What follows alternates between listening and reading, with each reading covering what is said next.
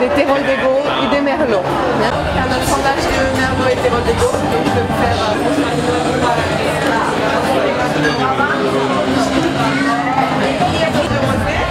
un assemblage de Merlot et Terol d'Ego. Obrigado.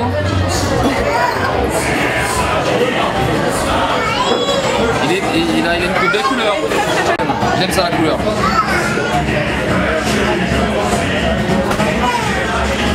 Il est bien fruité. Hein. Ouais, il est bien fruité. Le goût reste en bouche. Il est bien fruité. Ah oui, complètement.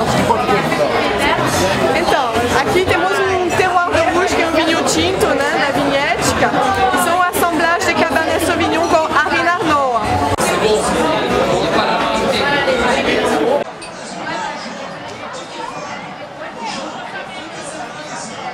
Tout à fait, alors c'est vrai que c'est pas dans les coutumes au Brésil de consommer du vin. Généralement le Brésilien va plutôt consommer de la bière, de la cachaça, de la caipirinha et très peu de vin. Ici on peut quand même trouver des vins argentins, des vins chiliens.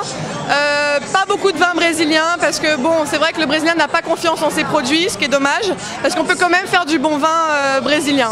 Et justement, c'est le pari qu'on est en train de faire.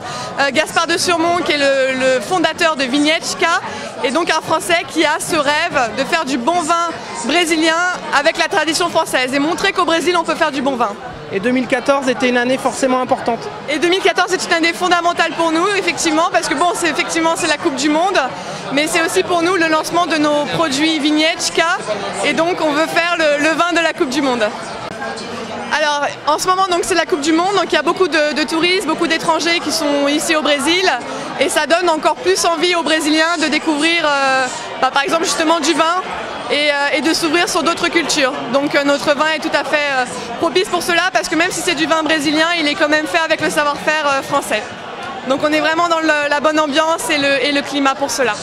Ah oui, il faut jouer la carte française, hein, c'est sûr. Hein. Moi, je cuisine français. Là, ce rosé, par exemple, qu'on vend là, c'est un vin brésilien, mais fait par un Français, par exemple. Donc, cette touche française est super importante, et les Brésiliens attendent ça de notre part, enfin de toute la communauté française.